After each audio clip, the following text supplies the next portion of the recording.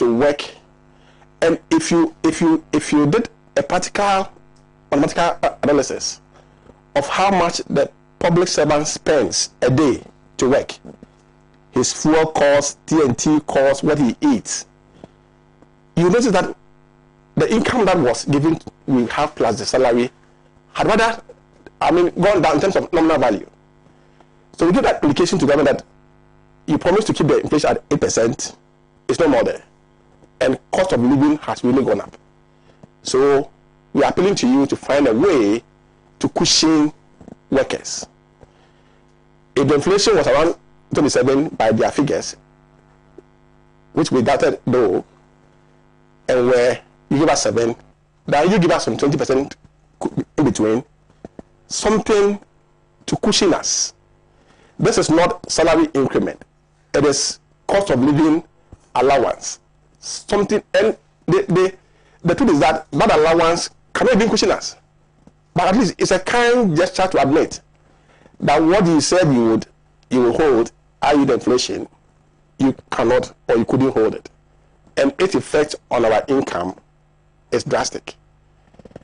And you see, this is real. Anybody in this country who earns income can tell you that the basket that the income could have bought in terms of the weight in the basket, your current money cannot buy 2/3 of that. And that is a wage loss. Medical bill, everything about you and your family is quite unsustainable. So we made a request to His Excellency the President. Throughout May, nobody bothered to respond to us. So in June, the Secretary General of TUC wrote that we gave you this indication and we were expecting some feedback. Nothing has come. We've written to you, no response. And for us, that was worrying. If you know how the union works, we always engage from the back before you see us openly in this form. So at some point, just like how water behaves, you can't hold anymore. Workers were like, look, enough is enough. If nobody will call us and even discuss with us, then let's also decide through the structures. So you find out that most unions met through their structures. PSWU, where I lead, the minor committee met and said, well, we can't wait any longer. And my union is made up of 65 public institutions, virtually the institutions that drive this country. And all the executives met at the TUC hall and said, if government would not listen to us, and the labor law would give government the required duration, so come 19th July, if government had not responded to our request, all of us will lay down our tools. So that is the background to it.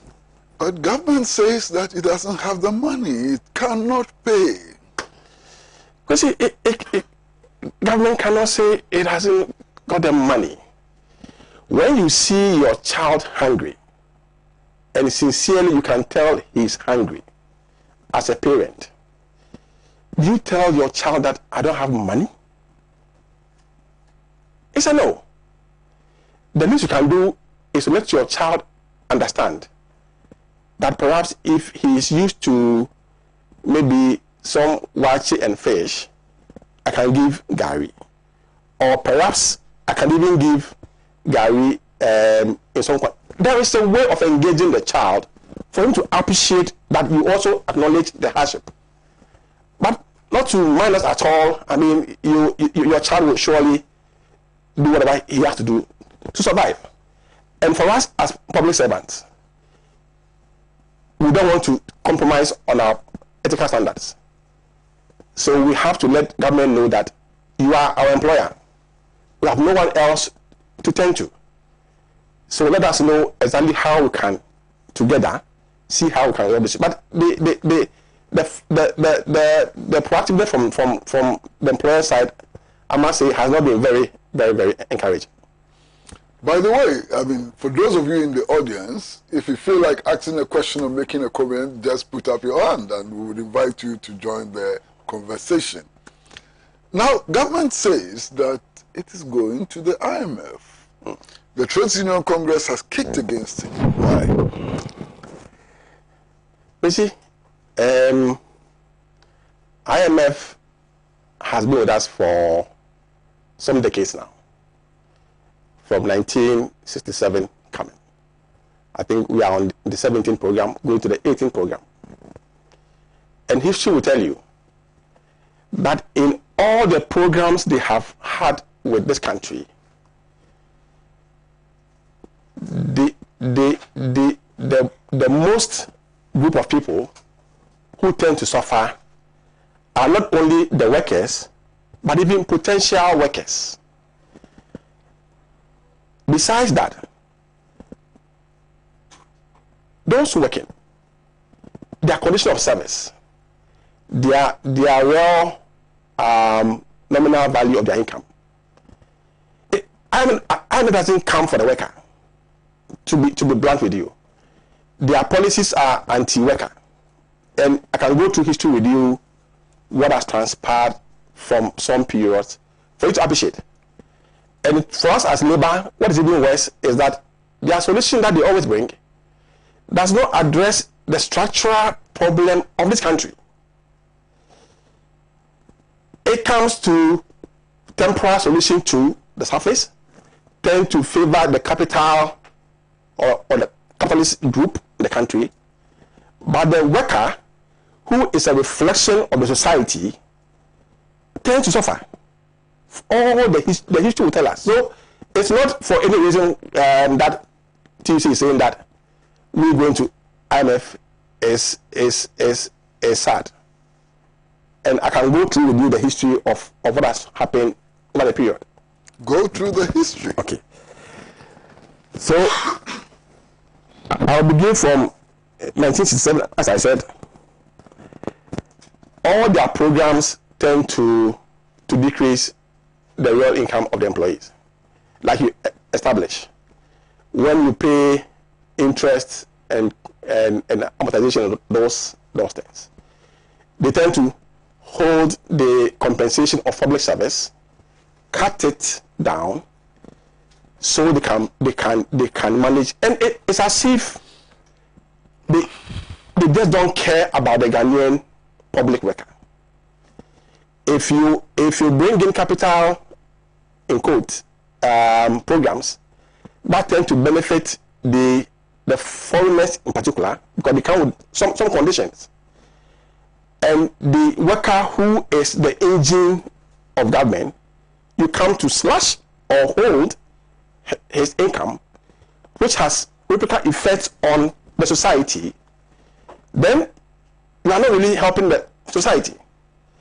So you see that from 1967, nominal value of workers' income had gone down.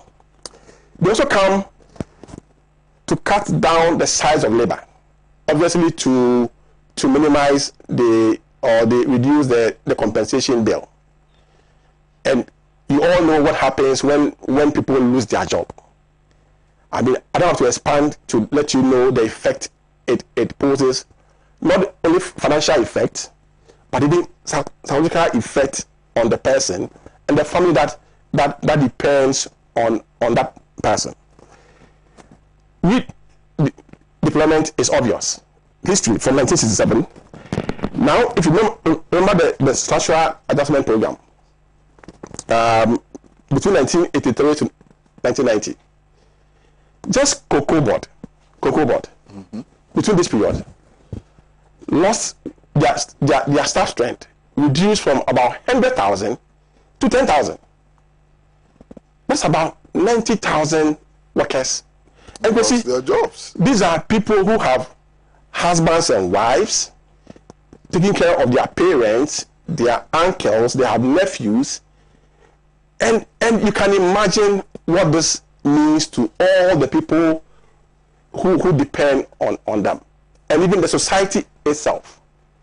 When you see your father in the house not working, your mother in the house not working, the child who the parent has invested so much into education wise, through senior secondary school, even university, he's finished and there's no job. And these are the issues that labor always go through when IMF come. 2015, as part of the conditions to give us something small, they brought a net freeze on employment in the public service. Yeah.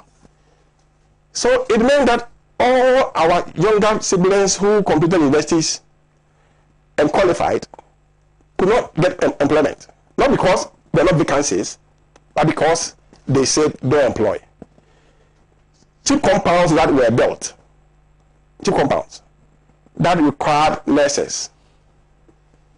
Nurses could not be employed. They were always picketing at the Ministry of Health for employment, yet there were empty cheap compounds all over that could serve the society. So it's not just for saying that TUG says that IMF doesn't come to, and whatever amount they bring or whatever programs they bring, the impact on the economy vis-a-vis what I've just described. I mean, you match the two and you could tell that the impact that comes as a result of these programs, that's not commensurate whatever it is that. So it's a discussion that we must look at. If IMF wants to help this country, let's address the fundamental structural issues of this country. And once those are addressed, why won't you promote help Ghanaians to Ghanaians, and I mean Ghanaians, to get into productive areas, employ more people, things that would turn the economy around? Why won't they put their money there? So and we've mentioned the example of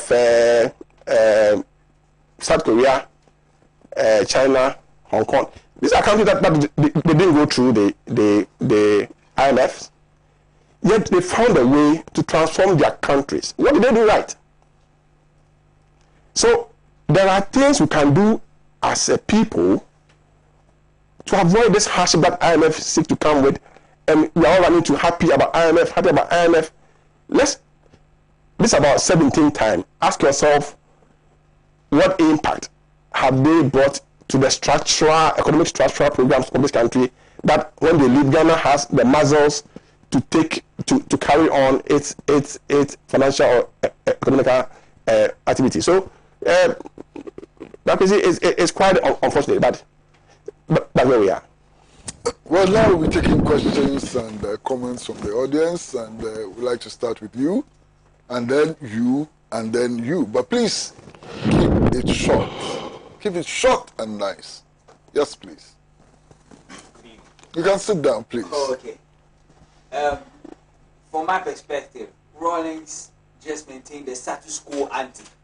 Like, he didn't know economics. So we have to look basically at first at who we elect, even who comes to power in a country in Africa. Africa is far behind. I mean, like, it's like the West, they don't give a damn about us. Comrade Percy said, Korea, they don't care about us. It's up to us to wake up and realize that, hey, Charlie, actually, what we have to do something for ourselves. Otherwise, our grandchildren, it's going to be worse than Rwanda, worse than Liberia. Look at Liberia, look at Rwanda, look at Ukraine. They're sending billions to help Ukraine to rebuild. Everything is still bombing, using the Russian missiles to bomb them, and they send them American. It will take for the military American. I used to be a U.S. Marine. I'm ex-U.S. Marine. They would take time and training for the Ukrainian soldiers to figure out how to use the weaponry that America has sent them, Germany has sent them. Not to the language difference in the equipment.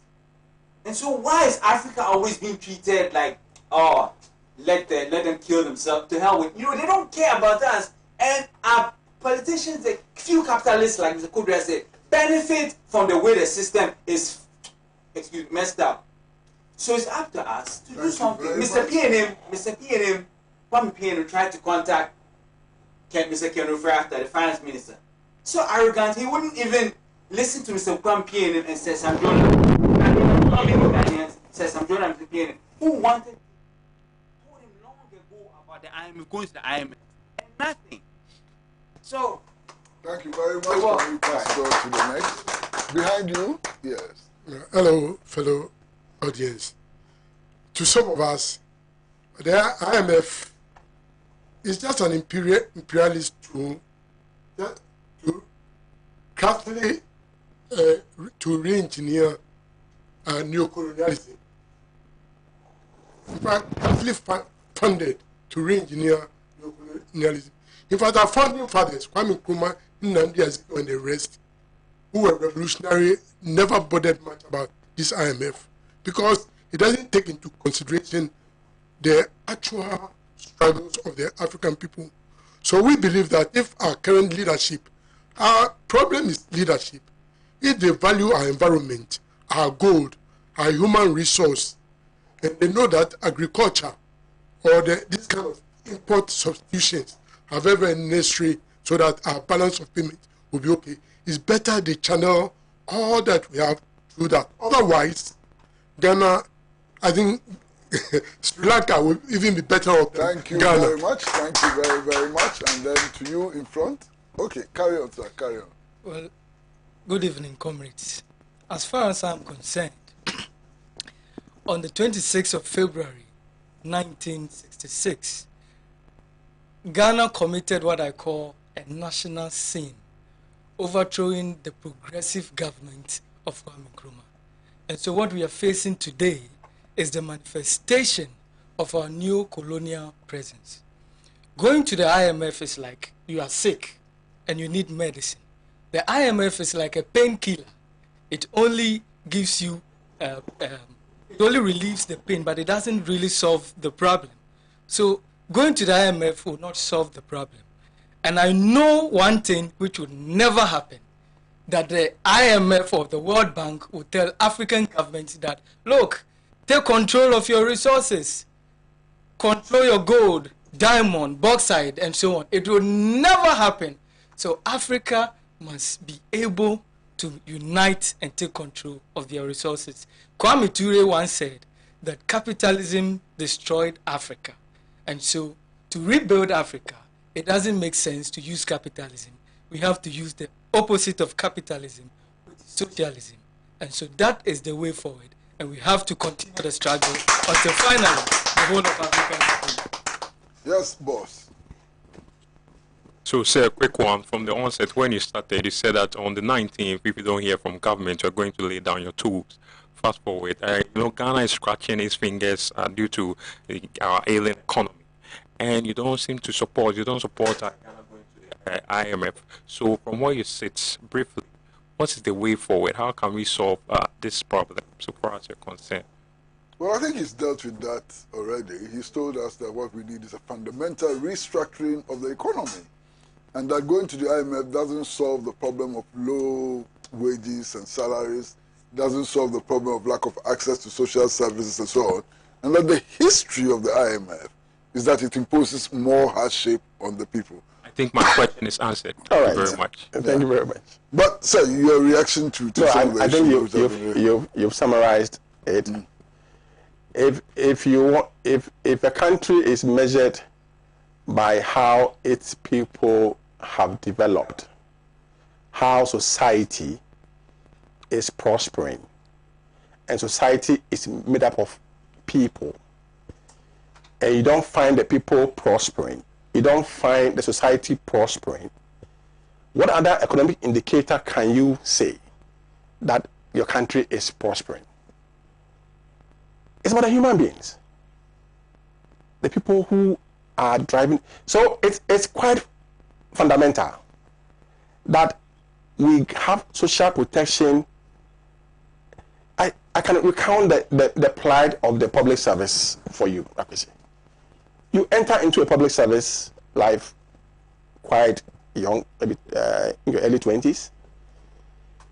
The system is such that it marks you 4 years progression, 5 years progression. By the time you are about 60, you are about exiting. And at some middle average rank. Now, if you have analyzed our income very well, if you give me 100 cedis income this year, and mind you, our incomes are renewed or reviewed or increased annually. It means that my next incremental year will be 2023 July. Between now to that period, if you have done things as my employer and had made cost of things, I mean items, inflation, very high, that whatever my 100 cedis could buy, maybe could buy 4 things of milk. Things have inflation and other prices have come, and the capitalists, the business, they change their prices as and when prices changes, right? Mm-hmm. So this week price will change, they change, they increase. The poor public servant cannot do that. So by the time you get to your anniversary year, the real value of your income is no more 100 cedis. It's perhaps about 60 cedis in terms of real value. Now you come for negotiation and they give you a rate that will add about 20 cedis to it. So you come to 80 cedis. You were at 100. Next cycle you come to 70. So you come to 60. In effect, all the increments we are adding on are not really growing our nominal wage. And that's applied on the public servant. You go through all this, because your salary is small, obviously your Senate will be small. Your second tier will be small. If you are lucky and your employer would reward you with television after 35 years of service, some people get fridges after 25. I mean, this is what we go through. And when you live with that small salary, as a result, small pension income, you now have that pension income to survive on your food and on your health mainly. If you're lucky and your children have passed the education stage, then you don't pay school fees. And research has shown that about 60% of the pensioners' income is consumed on health. All your youthful energy you've given to the employer, the pressure, the work, the diseases you've attracted in your working life shows when you are home. And at that time, you don't have the employer anymore to tell that because of this, I have this disease, so help me. So your small pension you have is what you have to use, pension income, to cure yourself. In other words, there is no social net for the public servant when he served this country 30 years, 20 years, and he leaves. Well, you can't say that is the case for some class of people in this country. Those Article 71 holders. What they get, even when they leave after some people 4 years, you can't compare to what you will get after 30 years of service. The teacher, the doctor, the nurse. And I'm not surprised that most people are leaving to contest for elections. You have your colleague teacher, your colleague public servant, leaving to go and contest for elections. Because that place is sweet. And when they win, in 4 years, go to his house or just see him, and you can see the difference between you and that person when you were even mates. So there are things that we must look at as a country. And when I hear people tell the public servant to sacrifice, I say that let's turn it upside down. Let those Article 71 holders also come and earn what we are earning. Sacrifice. So we all sacrifice. But you don't hold your purse and your allowances and tell the already burdened, as I've described, whose income is diminishing, his pension is not too secured, to keep sacrificing. For how long can we do this to the public servants? And we are hoping that, I am praying that government will listen to the PSWU and meet us and do what is needful. PSW is 63 years. And in our history, we don't declare strike anyhow, because we know the effect of the 65 institutions going on strike on this country. And we also know that strike is not affecting only the employer. It affects all of us. Our sisters, our brothers who must go through all our institutions for help, we're affected. But if that's what it has come to, you see, the public servant says he can't hold anymore. And I'm praying that government will listen. We have today, tomorrow, and Friday, and Monday to come and tell us that I'm giving the 20% to employee. Else, we have no choice. And not me as a leader. I'm only a privileged servant. The members are going on that path, and we all lay down our tools. For institutions like Ghana Revenue Authority, Civil Aviation, Airport Company, VRA, Ghana Broadcasting Corporation, Gridco, GBC, these institutions, even though they are part of us, are not directly affected by the COLA, but in terms of solidarity, they are all on standby. And we have, out of the 65 institutions, we have 50 institutions that are directly affected. Over 27,000 employees. And you can imagine this, what the effect of this can. And I'm praying as a leader that we don't go to that path. And let's all hope and talk and hope that I don't see. Kwesi, I'll be sincere with you. Nobody is really showing. I've heard the president call for the teachers to go back to work. Go back to work. There was a meeting on yesterday between the employer side and then labor, but sadly it didn't even go well. Why? When you have crisis looming, workers threatening, and you in your intro you mentioned the unions that are already on strike. There are others who have given indications to go on strike, and a lot more. So we would expect a more reconciliatory approach to this issue.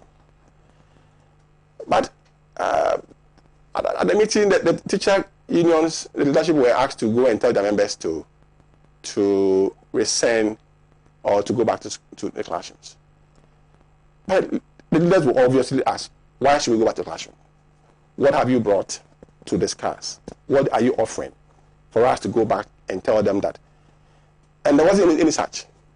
But to compel the teachers to go back to, and that discussion obviously didn't go well, and the meeting couldn't really make any impact. I'm told that what actually happened was that the finance minister said that he would only talk to unions which are not on strike, and that unions which are already on strike should leave the meeting. Yeah, so did that happen? Kwesi, the union that are on strike now are the teachers, and we are one family. Organized labor is a family. Is it that their call is wrong? It's not wrong. If you have followed how we negotiate as leaders, the leaders who came didn't decide to go on strike.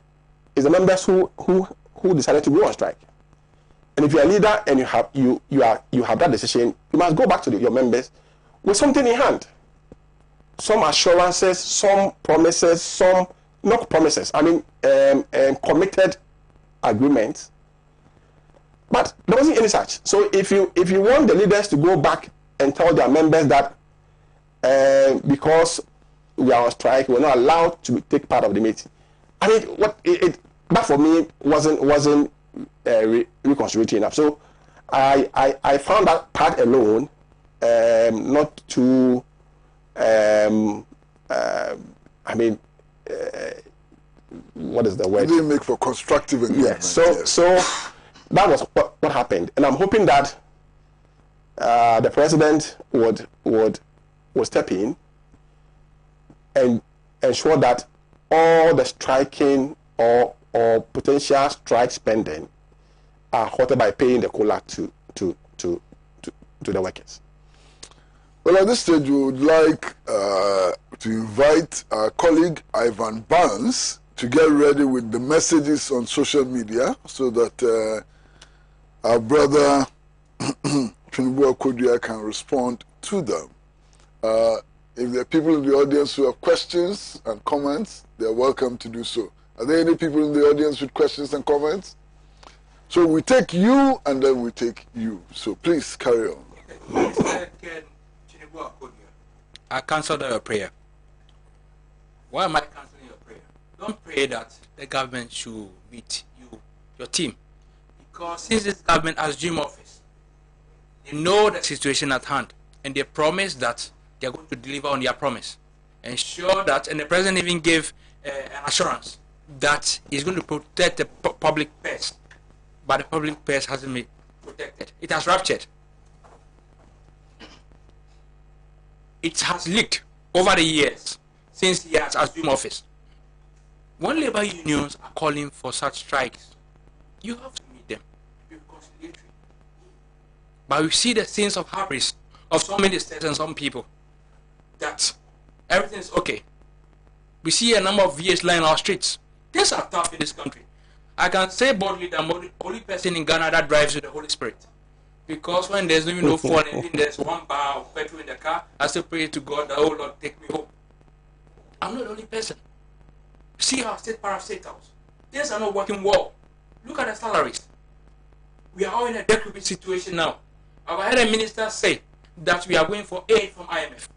And what do we go for aid from?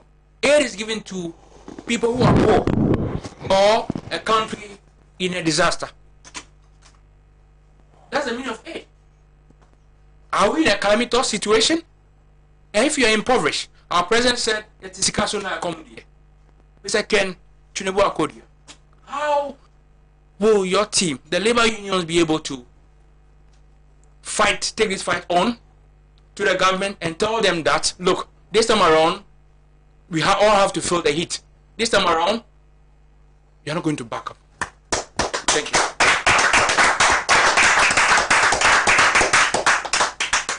Yes, thank you very much. The Dr. Osajifo Kwame Nkrumah led us to political independence. And per the background of our current president and his experience, he led us to his promises that he gave us. He should have led us to economical independence by now. But the situation that we find ourselves now, either one, they don't know what they are about, and they don't know that they don't know what they are about. And they are leading us blindly into an economic volcano or two. They have deliberately find a way to,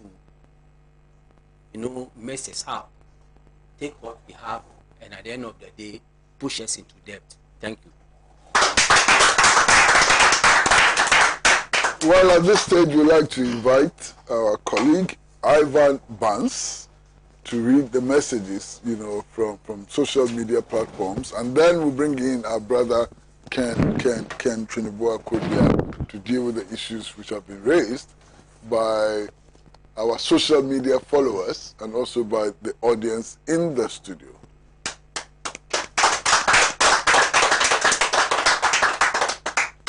All right, thank you very much. So at this point, we'll take the social media messages that have come in, especially on Facebook. This is coming from Veronica Aken Taylor. He says that the Palaver is my favorite show on Pan-African television. Thank you very much, Victoria, for this very important message. This is coming from Larry King. He says, how can we come out of this mess? I'm sure our studio panelists would discuss this or would give us answers to this. This is coming from Suleiman Abdul Rahim. He says that, of course, from Tema, he says that Mr. Kwesi Pratt deserves commendation because he has been advising governments to do away with the IMF because they cannot solve our economic problems for more than 20 years now, but but they failed to heed to his advice. See where we are now. Thank you very much for your message. This is coming from Paulus from Kaswa.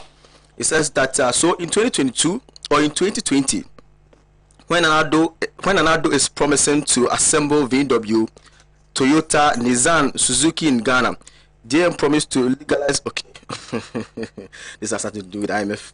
All right, this is coming from Abdul Rahim. He says that President Mahama should start constituting his government now, because those who were backing break the 8th are now struggling to finish their 8th upon negotiating with the IMF.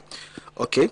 This is coming from Peter England. It says that Ghana must award seasoned journalists like Uncle Kusi for his immensely contribution towards the development of this country.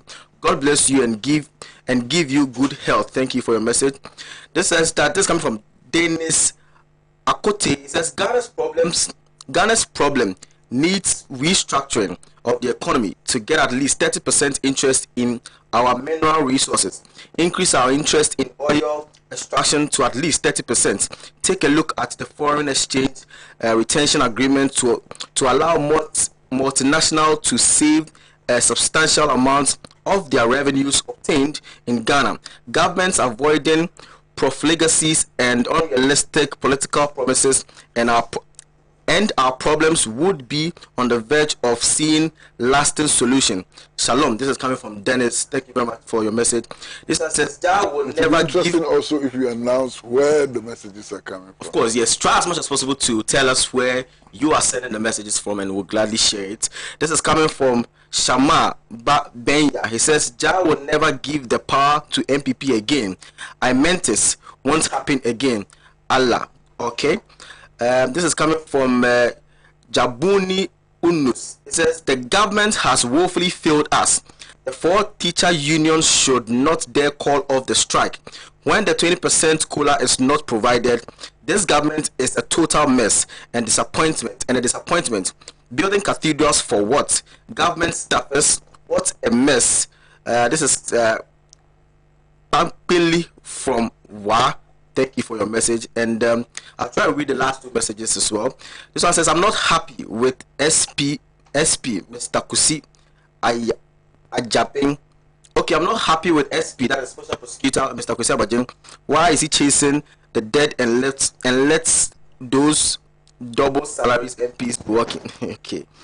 Lastly, this is coming from Elre Kwabla. He says, please, is there a difference between a loan and an aid? Okay.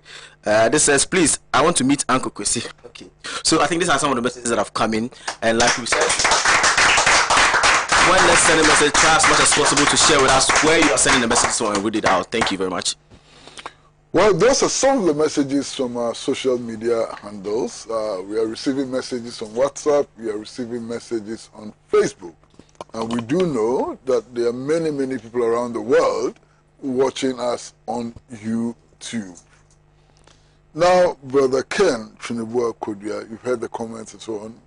Any? Well, I am quite relieved, because I get the impression that Ghanaians admit that it is not the fault of the worker to call for this COLA, and also being neglected, taking the actions that we are taking. You spoke about what we can do to improve on our system, and I must be frank with you that we need a proper stakeholder engagement of all persons who know what it takes to go back to the structural issues of this country and change them. Until we do that, any other thing we want to build on where we are now will result in similar things. So TUC is asking for a proper stakeholder engagement to tackle the structural economic issues tailored towards empowering the Ghanaian to own businesses that has the tendency to generate more income for Ghanaians.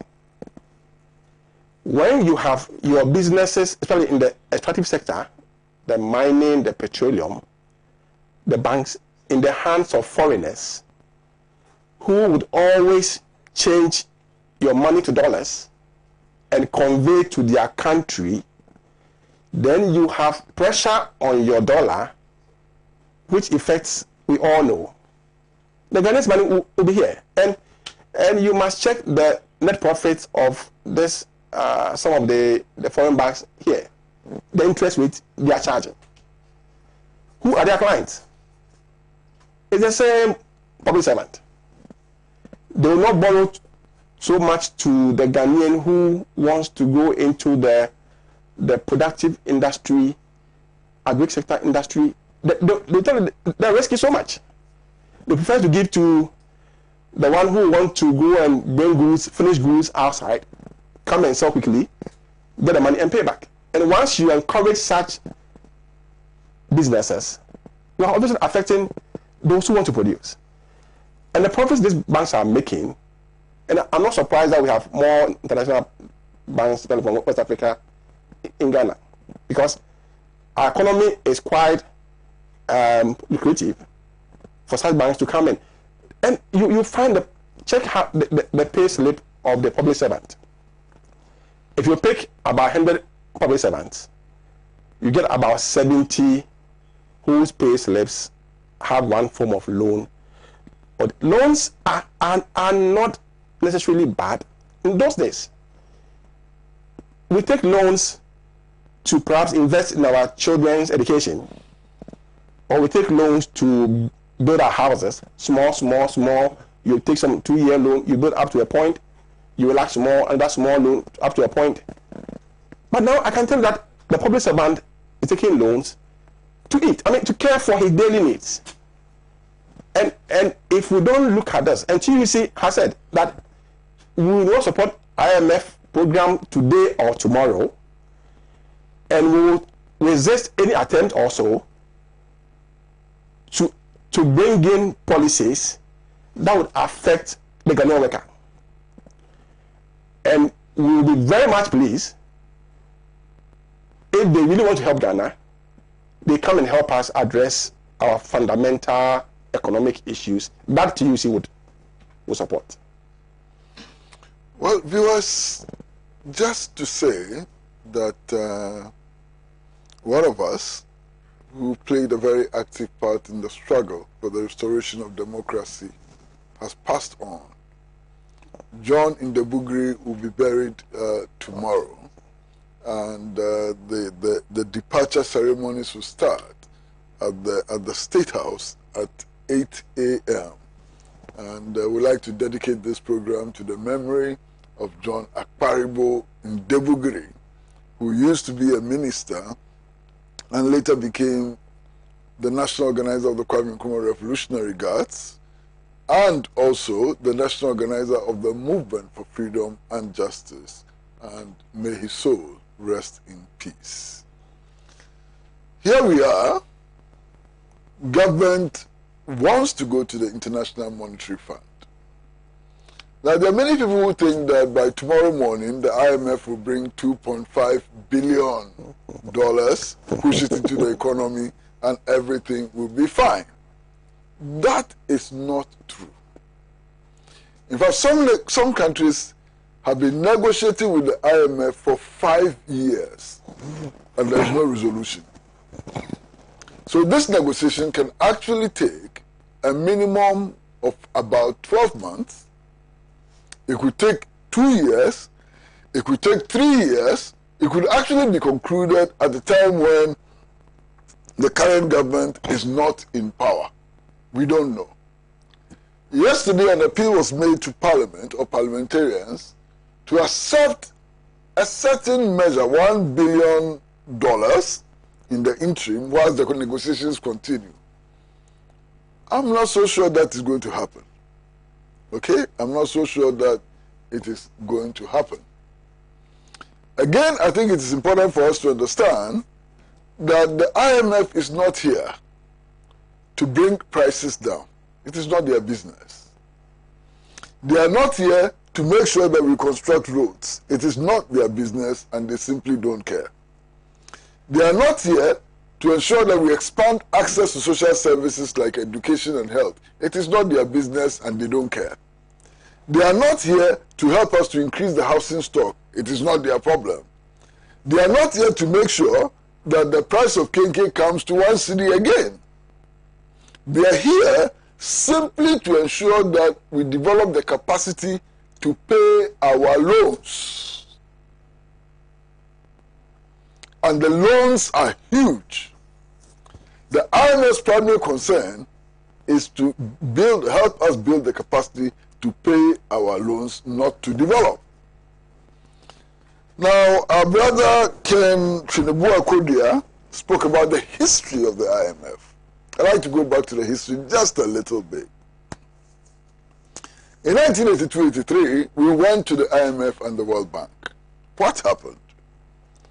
One of the conditions they gave us was that we should sell state enterprises, and the state enterprises are wasteful.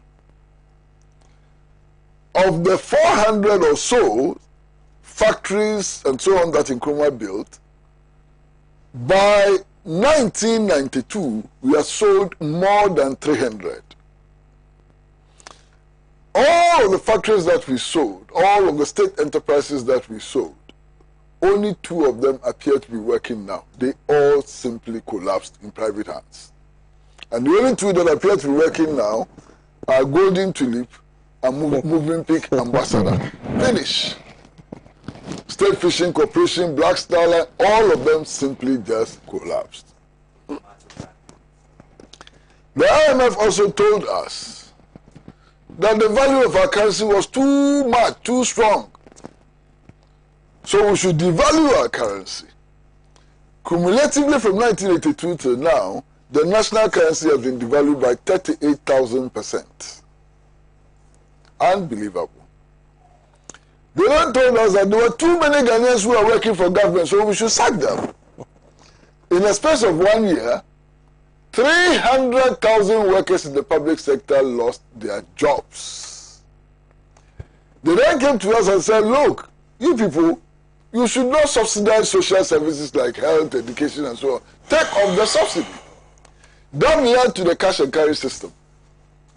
And under the cash and carry system, if you fell sick, if you had an accident on the way and you went to the hospital and you didn't have money to pay, they allowed you to simply die.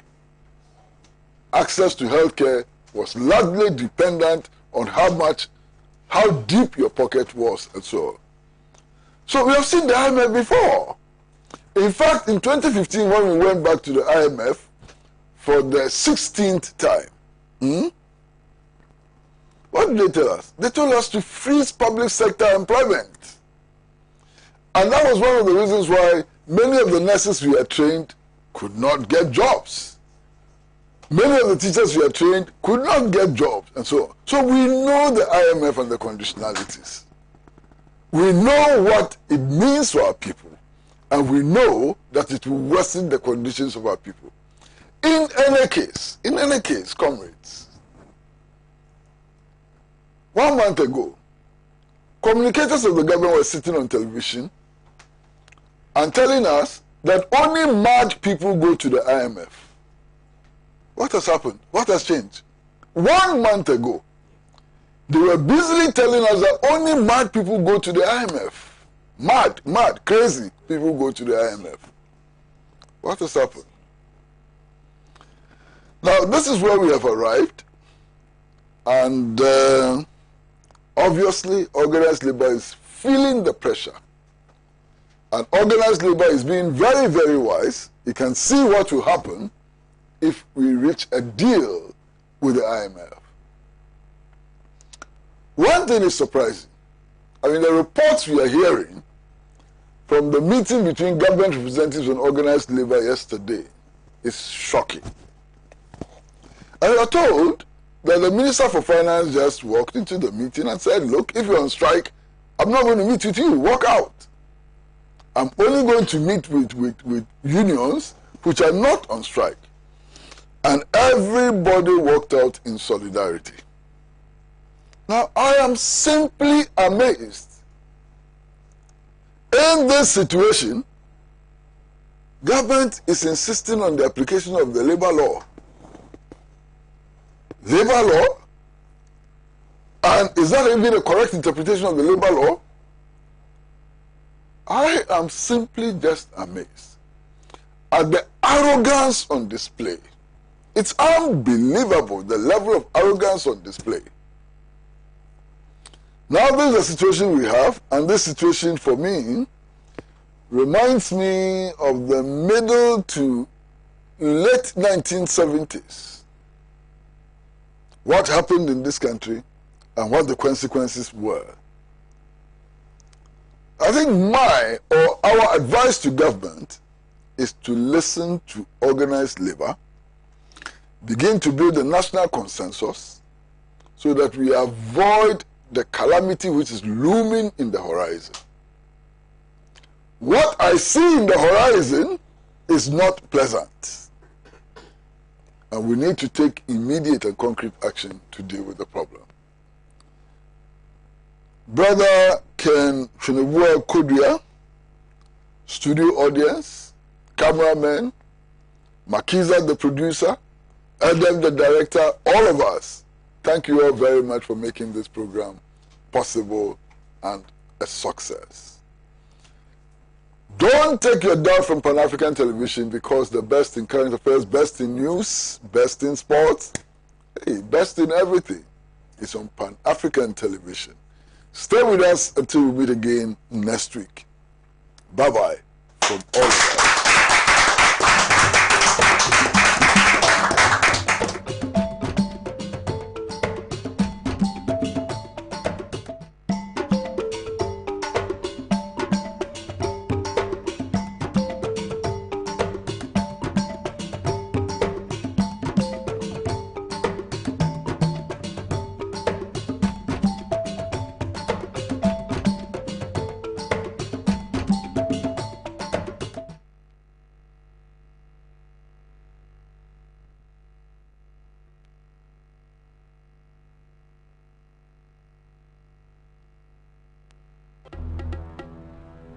Hello?